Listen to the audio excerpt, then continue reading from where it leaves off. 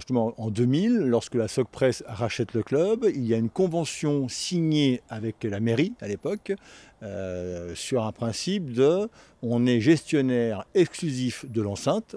La mairie, elle, reste en tant que propriétaire en charge du clos et couvert, les frais de structure, et le club locataire gestionnaire exclusif a en charge tous les frais autres pour que le stade soit exploitable, soit un ERP qui puisse accueillir du public. Voilà, donc il y a vraiment une notion de charge annuelle conséquente pour le club. En parallèle, et malheureusement, aujourd'hui, hormis un restaurant qui fonctionne plus ou moins, il ne se passe rien entre deux matchs. Donc c'est vraiment une gestion match day, selon l'expression que le monde du football connaît. Et c'est un des points faibles dans l'économie du club. Et nous, on recherche à optimiser, à développer un produit.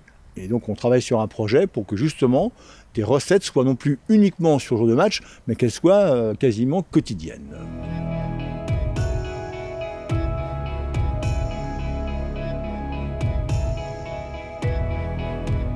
Donc on a fait plusieurs études et ça sera donc un financement privé. Et on a, après avoir encore une fois étudié plusieurs scénarios sur une rénovation, décidé de partir sur un projet de stade neuf. Donc c'est sur ce projet que je travaille depuis maintenant 6 mois. C'est un projet passionnant.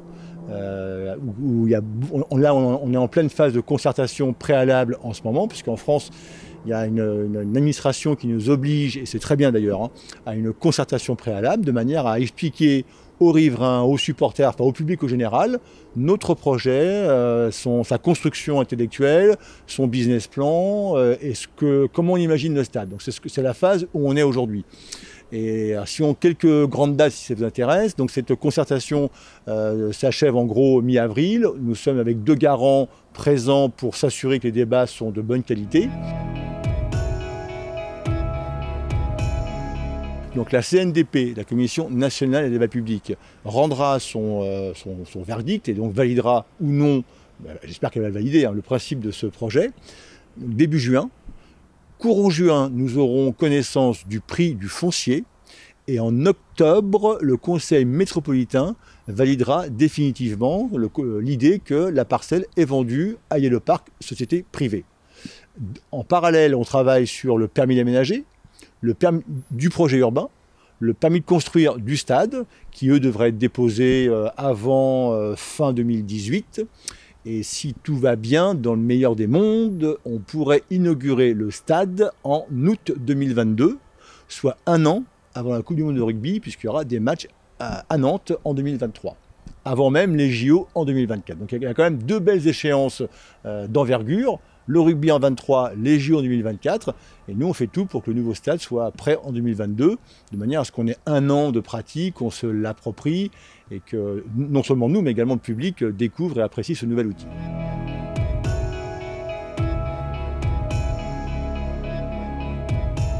Hier, en fait, l'idée était d'être assez pédagogique et d'expliquer avant tout comment on imaginait ce nouveau stade. À chaque fois avec des photos qui montraient l'existant, mais sans caricature. On était vraiment très concret. Ce qu'on a aujourd'hui, et il y a des bonnes choses, mais on a aussi des fragilités. Donc ce qu'on en a aujourd'hui, et ce que dans le projet on aimerait, et on a demandé aux architectes de travailler pour, avoir avec des images de ce qui se fait de bien ailleurs, en France ou en Europe. Les thèmes étaient divers, sécurité, l'accueil, le confort, l'hygiène, le fameux l'item qui est un lieu de vie au quotidien. Donc ça, c'est ce qu'on n'a pas aujourd'hui, puisque la Beaujoire, encore une fois, est vide de vie pendant 15 jours. Et donc là, le projet urbain et le stade permettra d'avoir un lieu de vie au quotidien. L'autre thème était de pouvoir candidater pour accueillir d'autres événements que les matchs de foot du FC Nantes. On doit être capable de pouvoir répondre s'il y a un concert en France ou s'il y a un autre grand match international. Donc c'est tous ces cahiers des charges exprimés à l'architecte que nous avons hier présentés d'une part au public. Et en parallèle, il nous a été demandé également d'expliquer les différentes alternatives qui avaient été étudiées avant que le club, in fine, décide de construire. Et en gros, il y en avait 3. La première était « on reste en l'état ». Donc on est locataire exclusif, la mairie est propriétaire et on prolonge la convention. Sauf que rapidement on se rend compte que le stade a 35 ans et qu'on sera très vite dépassé par les événements et par l'évolution du football. Donc c'est une hypothèse qu'on a assez rapidement évacuée. Une deuxième hypothèse était de construire un nouveau stade ailleurs. Là, les notions de tout ce qui est coûts annexes, VRD, voirie, réseau, accessibilité, payé par la collectivité, était un coût énorme. Donc c'était aussi une des raisons pour lesquelles on n'a pas poussé la réflexion. Et c'était aussi, en fait, c'est directement lié au fait qu'en restant à la Beaujoire, on bénéficie des infrastructures, notamment en termes de mobilité. Le quartier de la Beaujoire est bien desservi en tramway, périphérique. Nous avons l'autoroute juste derrière, plus le tram-train qui arrive. Voilà. Donc il y a une vraie qualité comment dire, en accès sur le quartier de la Beaujoire. Donc l'idée de rester sur place, c'était pour nous une priorité.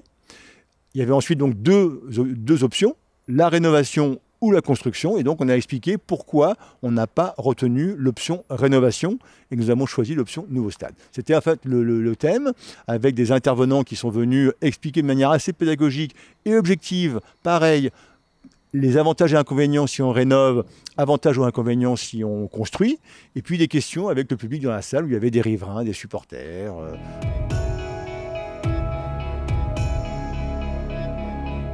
Effectivement, dans le choix des architectes, on a choisi donc le binôme HKS-ATSP.